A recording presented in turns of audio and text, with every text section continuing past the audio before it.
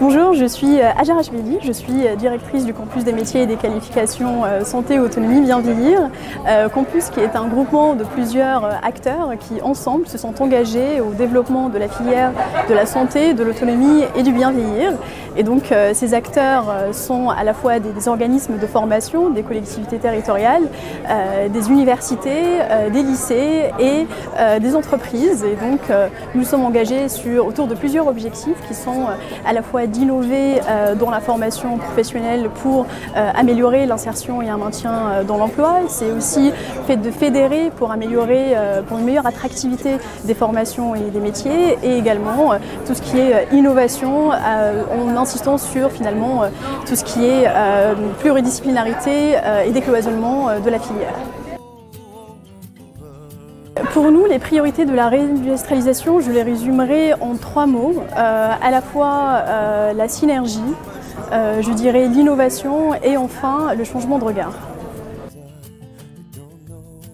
Nos actions portent justement sur les 3 points que j'ai cités. Donc pour commencer sur la synergie. La synergie, nous en avons besoin, et d'autant plus dans le secteur de la santé, de l'autonomie et du bien vieillir, qui est un secteur extrêmement cloisonné. On observe un cloisonnement à la fois entre le médico-social, le sanitaire et le social, ou encore même au sein d'une même filière, au sein d'un même secteur, entre finalement les acteurs du domicile et les acteurs des établissements d'hébergement pour personnes âgées, ou encore au sein d'un même corps de métier, par exemple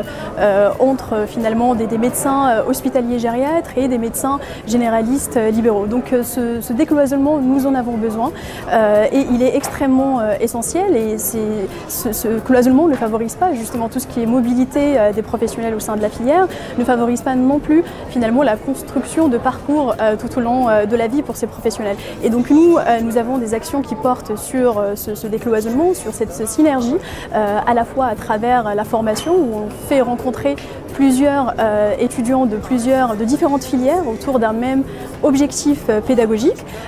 et un décloisonnement également sur le terrain, où on fait travailler différents professionnels de différents secteurs. Le deuxième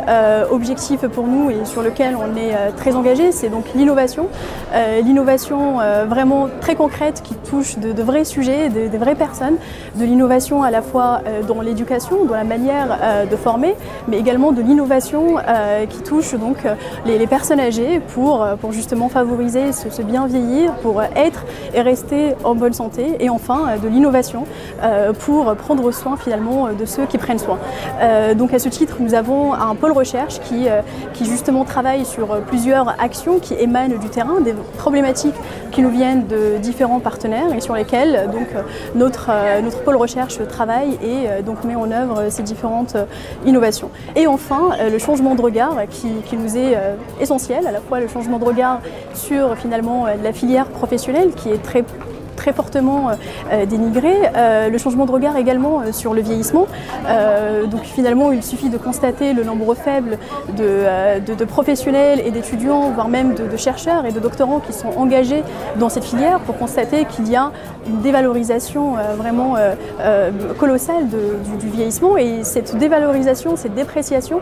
ne favorise pas l'attractivité du secteur, ne favorise pas l'attractivité des métiers et des formations. Et ça touche aussi, donc bien évidemment, à la fois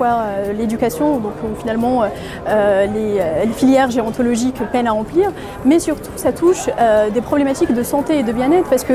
fondamentalement une société qui dévalorise, qui déprécie le vieillissement n'est pas une société qui est en mesure de prendre en charge convenablement des personnes âgées. Et donc finalement ce changement de regard, c'est un point qui est essentiel, qui est même sociétal, parce que ça touche finalement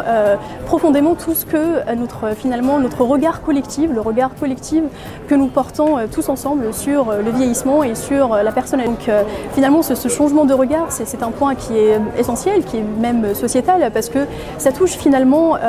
profondément tout ce que notre regard collectif, le regard collectif que nous portons tous ensemble sur le vieillissement et sur la personne âgée.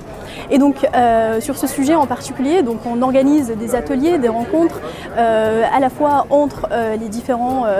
professionnels qui sont retraités, mais également entre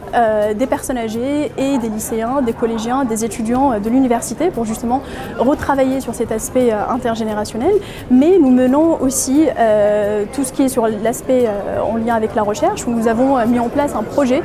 d'innovation sociale où nous avons des étudiants de l'université Paris-Est Créteil donc des étudiants qui vont sur le terrain, qui vont au sein des lycées, des collèges, pour pouvoir recenser l'ensemble des représentations qu'il y a sur le vieillissement, que les jeunes donc portent sur le vieillissement. Et l'idée, c'est une fois qu'on a finalement tout ce recensement, eh bien, que ce soit les étudiants, les collégiens, les enseignants-chercheurs, les professionnels, les entreprises, qui ensemble travaillent sur des solutions innovantes pour justement lutter et contrer contre ces représentations.